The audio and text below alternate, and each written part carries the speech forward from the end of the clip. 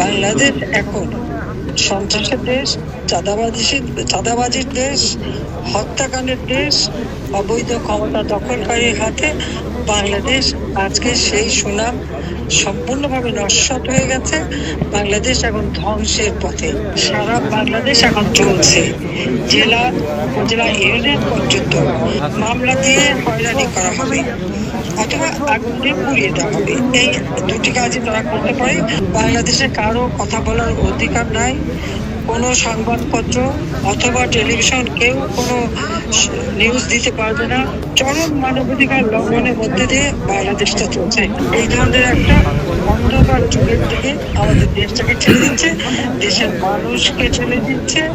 আশ্রয়ের মাধ্যমে যাদের পরিবার ঘর দিয়েছি সেগুলো দখল করে দিচ্ছে। মানে দখলবাজি, চাঁদাবাজি, আসামি হোক আর না হোক সেখানে যে তাদের কাছে চাঁদা নেওয়া, নইলে মামলা দেওয়া, মামলাবাজি, চরম মানবাধিকার লঙ্ঘনের মধ্যে দিয়ে বাংলাদেশটা চলছে। এই অবস্থা থেকে মুক্তি পাওয়াটাই হচ্ছে এখন সব থেকে বড় প্রয়োজন, দেশের মানুষকে রক্ষা করার। তো আমি আমাদের প্রবাসী যারা, তাদেরকে ধন্যবাদ জানাই। তারা যে গণতন্ত্র ফিরিয়ে আনার জন্য, দেশের মানুষের শান্তি নিরাপত্তা নিশ্চিত করার জন্য যে সকল পদক্ষেপ আপনারা নিচ্ছেন, আপনাদের অনেক ধন্যবাদ। বাংলাদেশে কারো কথা বলার অধিকার নাই। কোনো সংবাদপত্র অথবা টেলিভিশন কেউ কোনো নিউজ দিতে পারবে না। সব জায়গায় তার ওই মেটিকুলাসলি ডিজাইনের মাস্টার মাইন্ডের প্রতিনিধি সব জায়গায় বসে আছে। আওয়ামী লীগের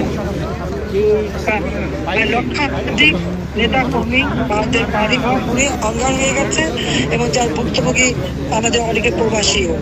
তো আমি আপনাদের সবাইকে এইটুকুই বলবো যে দেশের মানুষের জীবন মান রক্ষা করা, তাদের জীবনের শান্তি ফিরিয়ে আনা, কর্মসংস্থান ব্যবস্থা করা, দ্রব্যমূল্য নিয়ন্ত্রণ করা, ন্যায় বিচার নিশ্চিত করা, আইনের শাসন নিশ্চিত করা, এটা একান্তভাবে অপরিহার্য। তার জন্য আপনারা যে আন্দোলন করছেন সেজন্য আপনাদেরকে আন্তরিক ধন্যবাদ জানাচ্ছি। আর আন্তর্জাতিকভাবেও আমার এটাই আবেদন থাকবে যে একবার ফিরে দেখুন, আওয়ামী লীগ 2009 সাল থেকে এই 24 সাল পর্যন্ত বাংলাদেশকে উন্নয়নের রোল মডেল হিসেবে বিশ্বব্যাপী প্রতিষ্ঠিত করেছিল। বাংলাদেশ ছিল বিশ্বের কাছে উন্নয়নের বিস্ময়। আর দুর্ভাগ্যের বিষয়, সেই বাংলাদেশ এখন সন্ত্রাসের দেশ, চাঁদাবাজির দেশ, হত্যাকাণ্ডের দেশ, অবৈধ ক্ষমতা দখলকারীর হাতে বাংলাদেশ আজকে সেই সুনাম সম্পূর্ণভাবে নস্যাৎ হয়ে গেছে। বাংলাদেশ এখন ধ্বংসের পথে।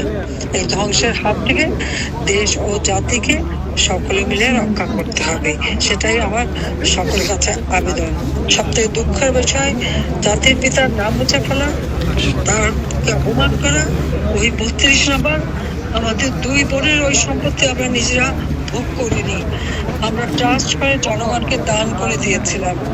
আমাদের স্বাধীনতার স্মৃতি বিজড়িত, সেটাও আগুন দিয়ে পুড়িয়ে দিয়েছে। আর আমাদের বাড়িঘর সব পুড়িয়ে লুটপাট করা হয়েছে।